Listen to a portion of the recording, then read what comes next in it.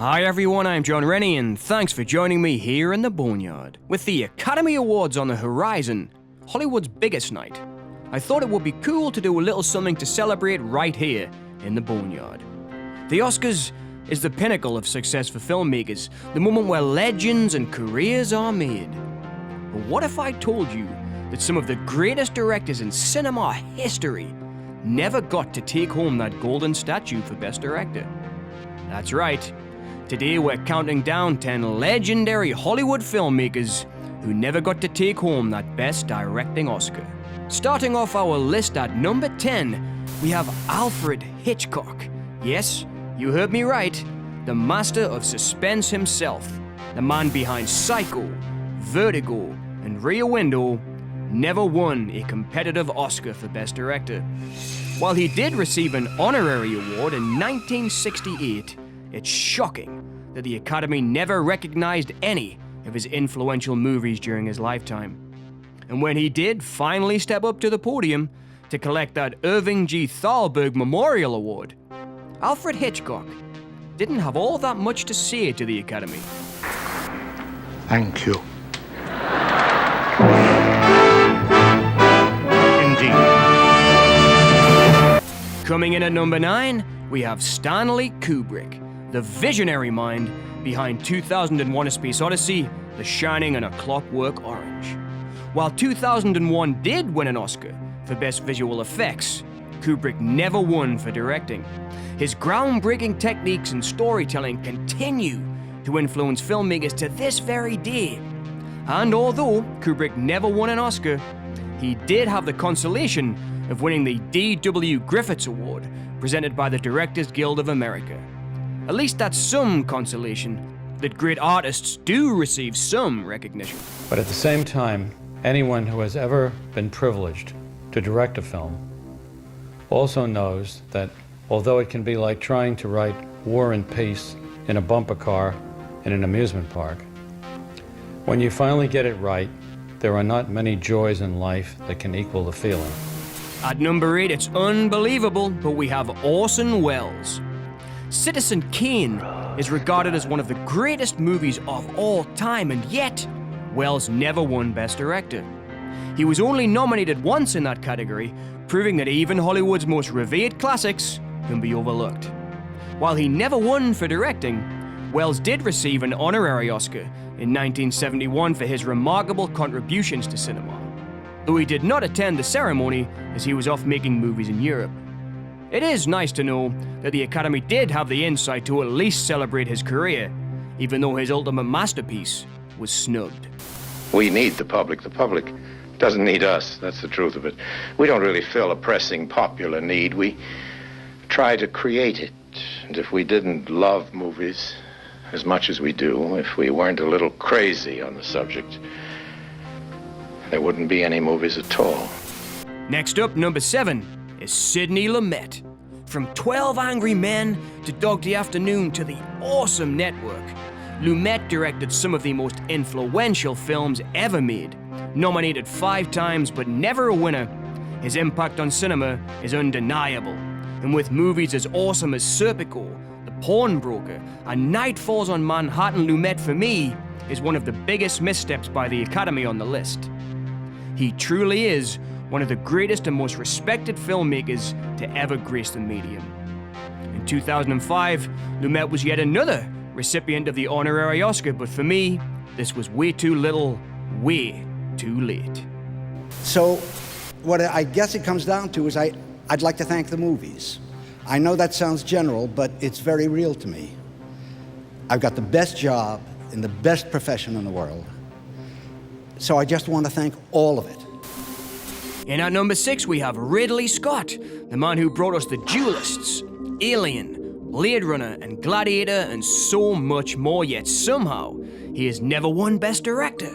Once again, he's a filmmaker who's been nominated multiple times, but the Academy just never gave him that big moment he deserves. But, however, there is a sweet spot here.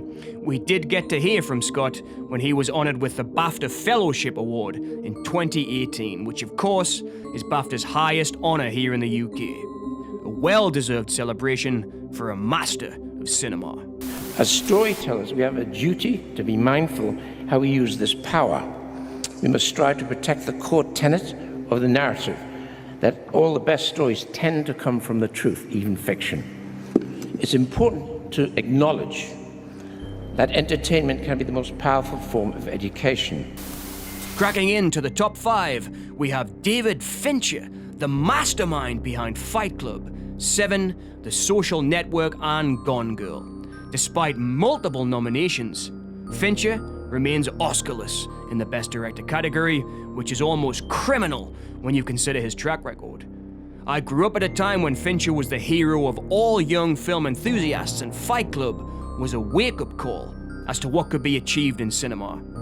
Fincher did win a BAFTA and a Golden Globe for Best Direction in 2011 for The Social Network, and although that's not my favorite movie of his, that made it feel like it wasn't a complete loss.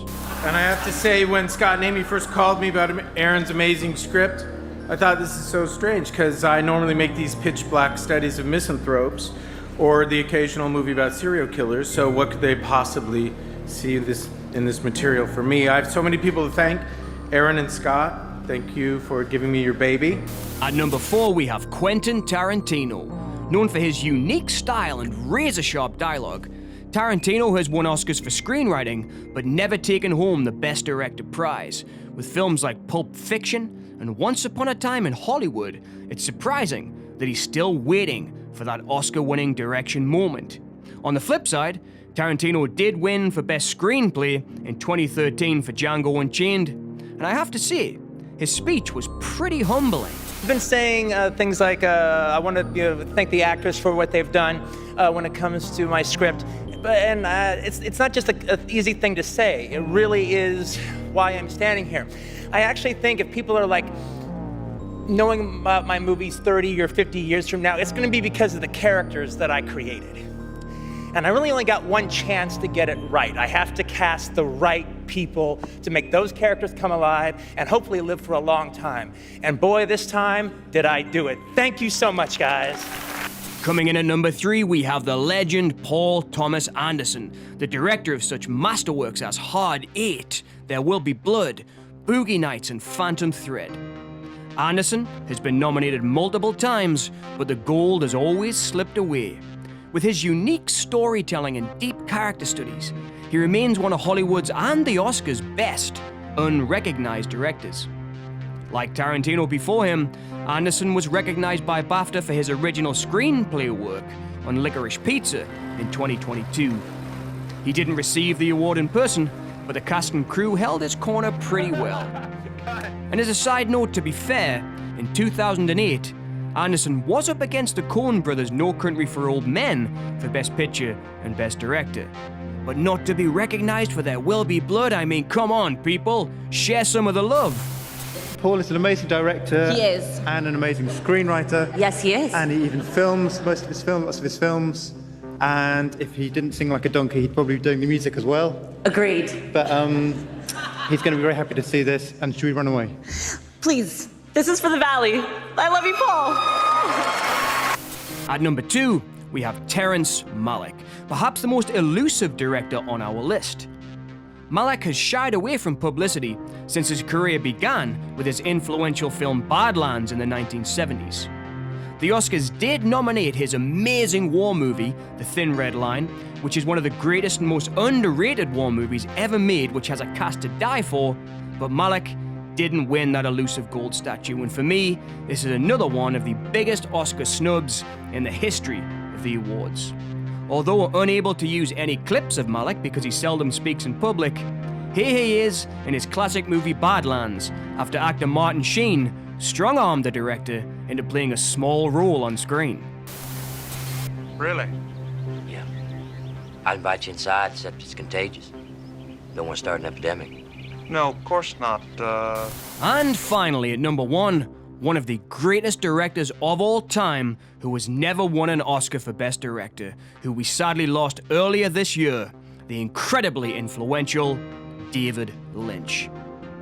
It is almost impossible to believe that the creator of some of the most weird, wonderful, thought-provoking, and creative Hollywood movies was never recognized for his work in the Best Director category. But let's not end this video on a sad note, because like many of the Hollywood legends on our list, Lynch was given an honorary statue at the 2019 Governors Awards. So although not celebrated for his direction, his contribution and unique achievement in motion picture history did not go completely under the radar of the Hollywood elite. Thank you very much. To the Academy of Motion Picture Arts and Sciences, thank you for this honor. And to all the people who helped me along the road, congratulations to the other honorees tonight, and everyone have a great night. You have a very interesting face. Good night. And that wraps up our list. Which of these legendary directors do you think deserved an Oscar the most? And did we miss anyone in that top 10 that you think was criminally overlooked for Best Director? Let me know in the comments below. And don't forget, if you did like this video, please like, share, and subscribe for more Hollywood deep dives, and to help me keep digging up classics right here in the Boneyard. And as always, thank you all so much for listening.